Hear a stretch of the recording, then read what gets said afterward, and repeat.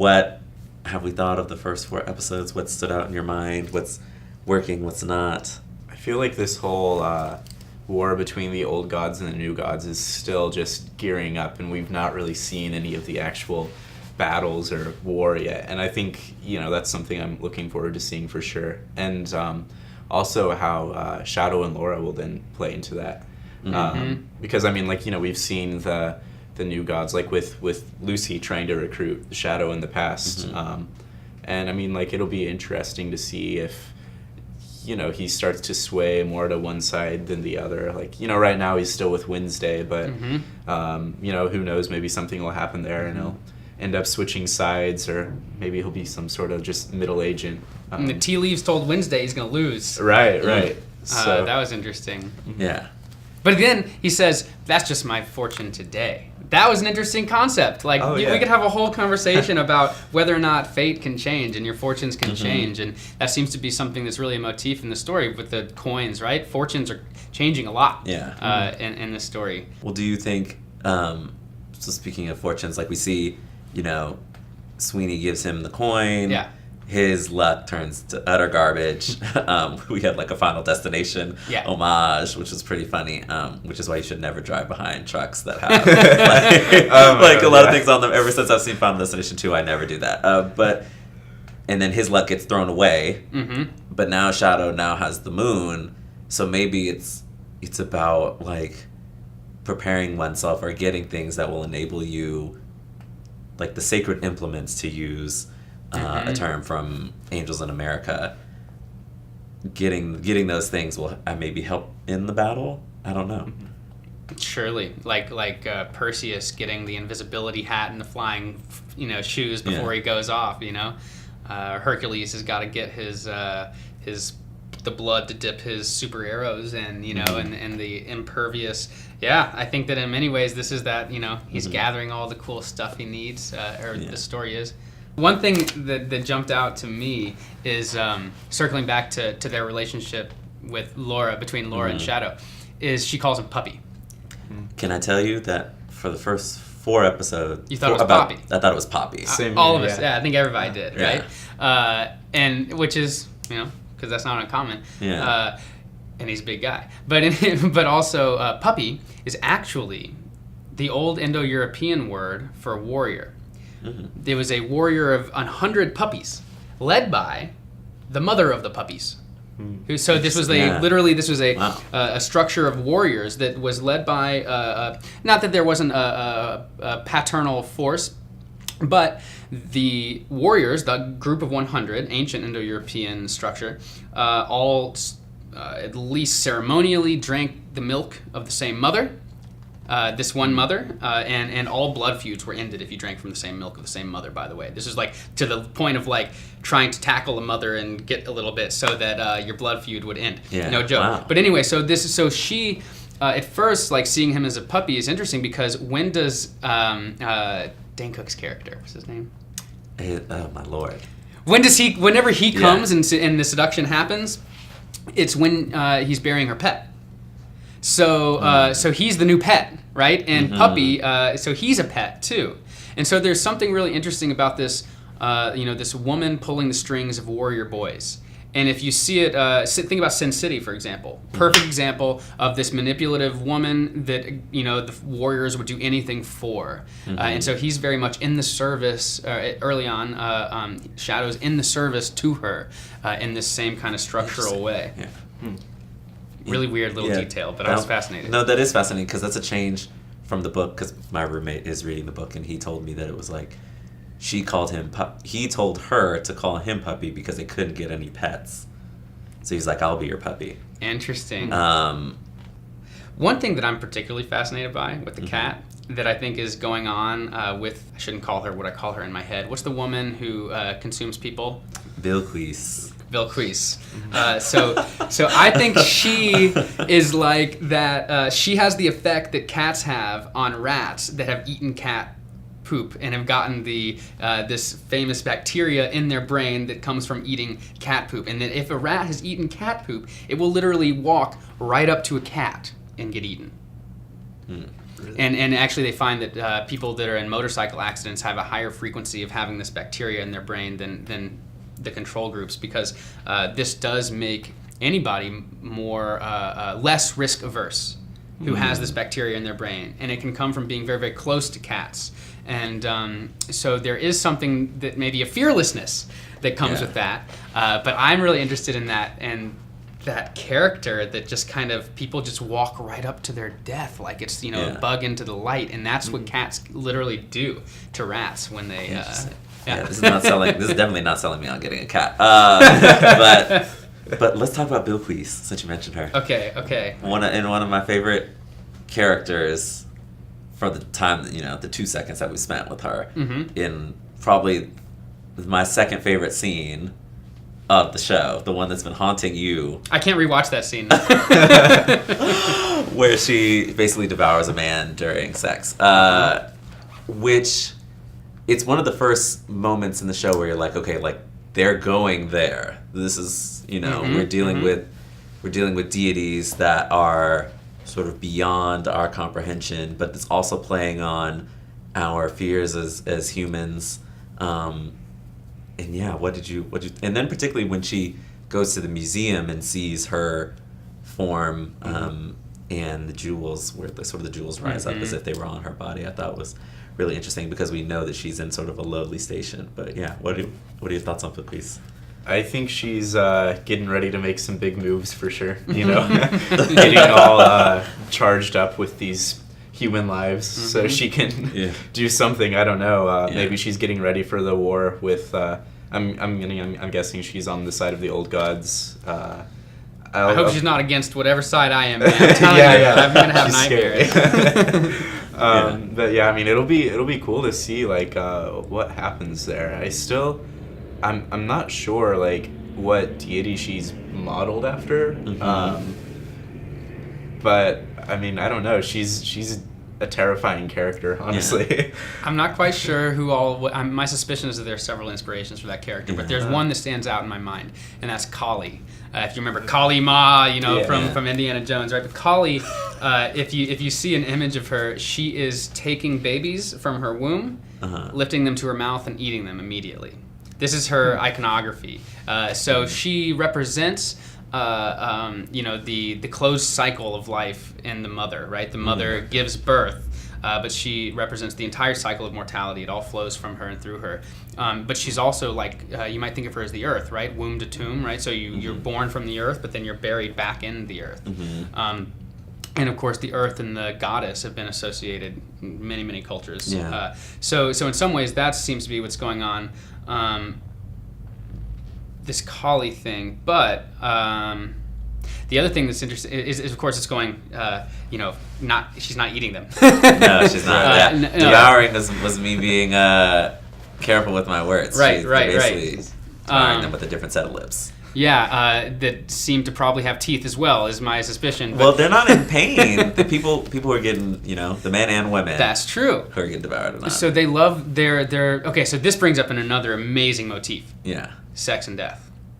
And sex and death are constantly conflated. For example, in the Grail legends, Gawain fights for his life on a bed, so this kind of connects this incredible relationship of sex and death. And if you think about the tantric tradition, they focus on tantric sex, right? One of the whole focuses there is that after the orgasm is this moment of the French call it a little death. The clarity follows. Right? Just like, so after death, after sex, there's this moment of pristine clarity, but there's also this moment of undifferentiatedness, silence, stillness. And so there is a huge draw towards death and towards sex. It's the same fundamental urge towards union, oneness, stillness. And the mother, of course, is also, this is the Oedipal idea. Yeah. We're drawn back to the mother because this is the original source of oneness with the universe. When we become separated from her, we become separated from the universe. And so the Oedipal desire is to go backwards towards oneness, towards the original oneness of the mother, as opposed to forward, maybe something like the Grail Maiden that enables you to have a new form of oneness that comes with a new relationship with the feminine. One of my least favorite things about the show is how sprawling it seems to be. In that it has some great scenes like that one, like another one that we will get ready to talk about. Yeah. But that it isn't cohering, and so episode 4 was the first one where it was like, this is a single moment in time, because if you look, I think we met the Jinn, because we might as well get ready to talk about him. We meet him in episode 2. And he is wearing the clothes of Salim, who we don't meet until the middle of episode 3 in the Coming to America sequence that normally preceded all of the action in the previous 2 episodes. So they're playing around with time. I don't know if they're playing around with it very well, but the scene with the Jinn and Salim is great.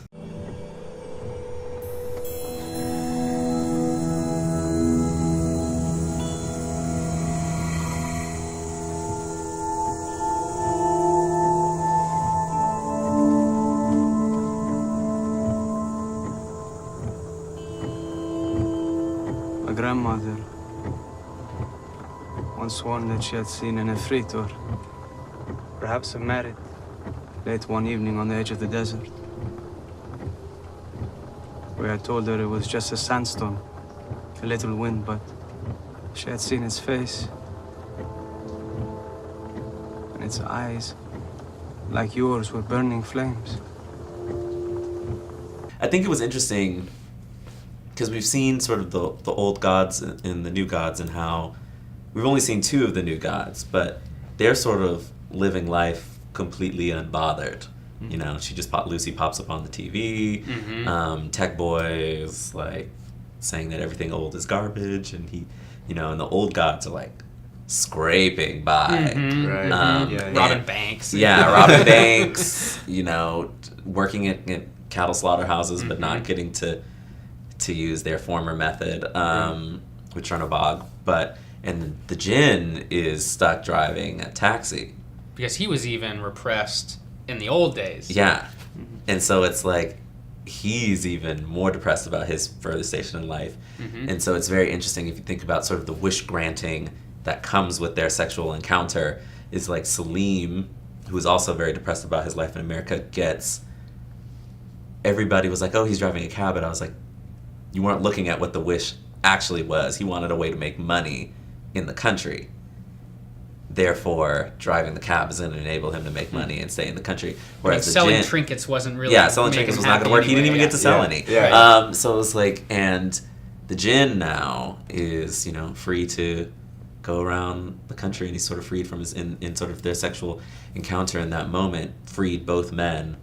Gold cab, gold genie lamp, is that way? Freedom from in a way, the fire, That was the way they shot that was really interesting. Yeah. That was maybe the unexpected moment. Yeah, I'm really looking forward to them continuing to play with media. They've only, I don't want to say this because I want to come back to the fire situation, but the media thing, I love, they want to be worshipped. And what did she say? She says, time and attention better than a blood sacrifice. Yeah.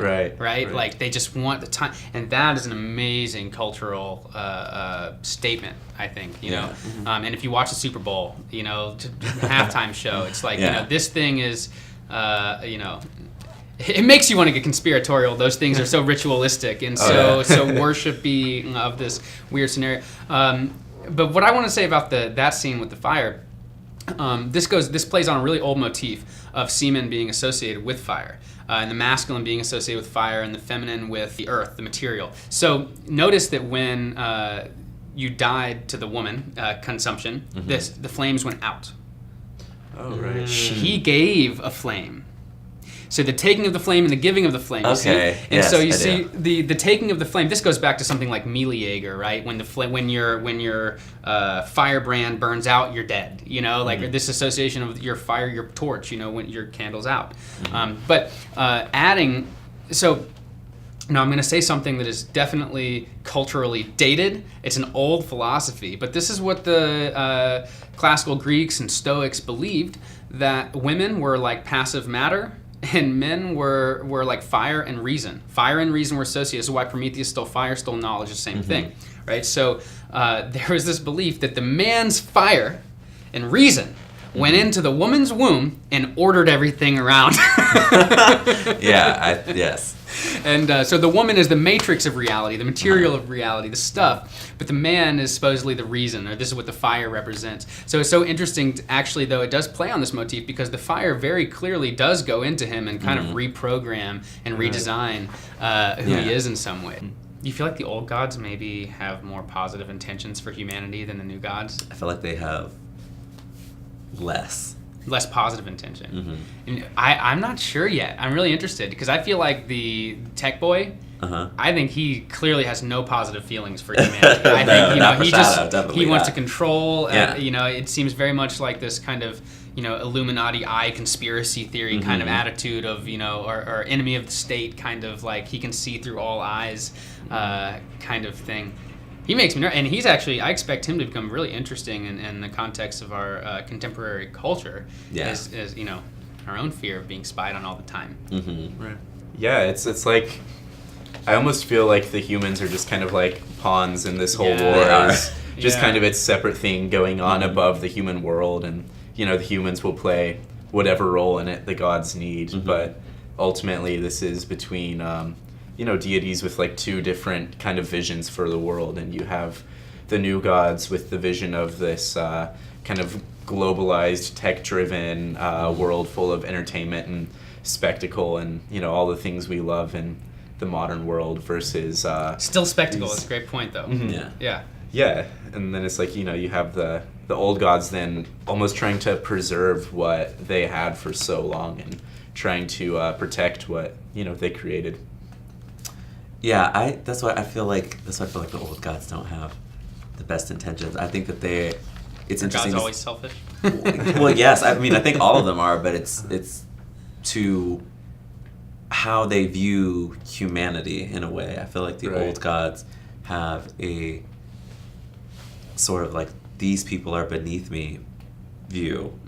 But they need them. But they need them, and so. It reminds me a little bit of Clash of the Titans, Mr. Wednesday, whoever he happens to be, even though we all pretty much have an idea of who Mr. Wednesday is. But,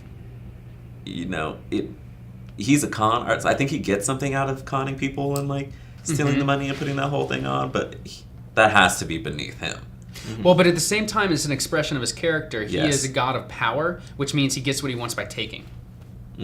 He's a thunder god, Thunder god gets what he wants and he's just going to take it, So even though he doesn't go blazing with guns, he still just takes what he wants. That's true. Yeah.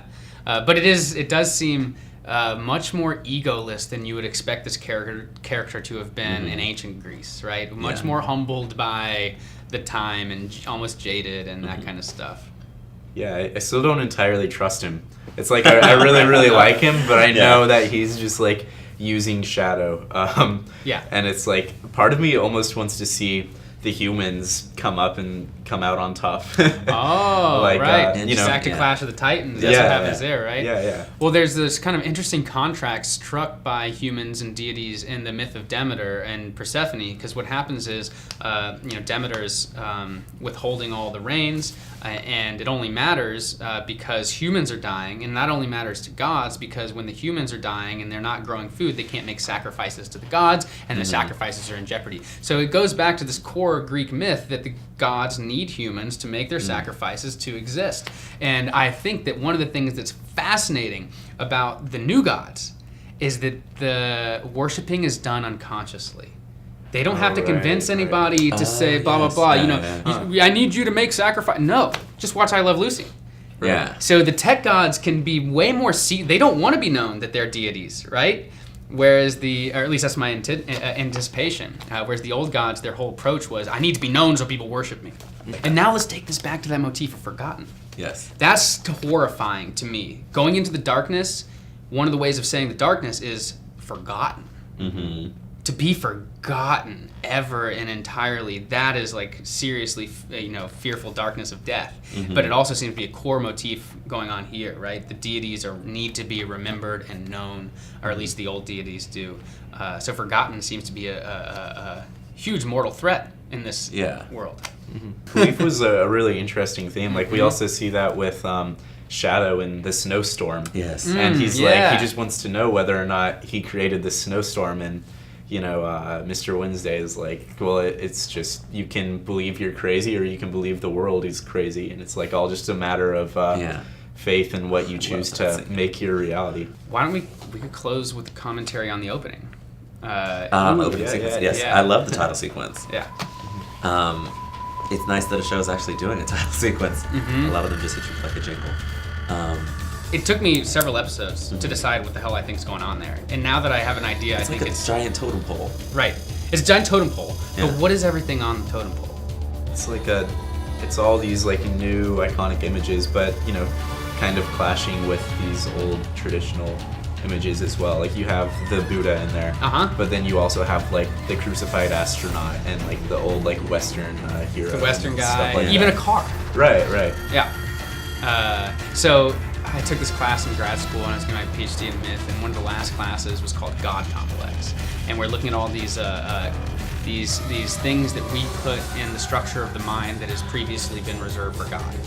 Right, so sometimes it's you put the state on the pedestal, and this is the whole idea of what communism will do, right? Where you get rid of religion, and now the state is the religion, right? But all these things are various objects of God complex. Some people worship their cars. Mm-hmm. Some people worship, this. So there are all these different complexes of what the divine is. All these different, they kind of, each icon is almost an icon for an American God complex, whether it's the car or it's, an actual religion that we still participate in, like the, Egyptian pyramid or something like that.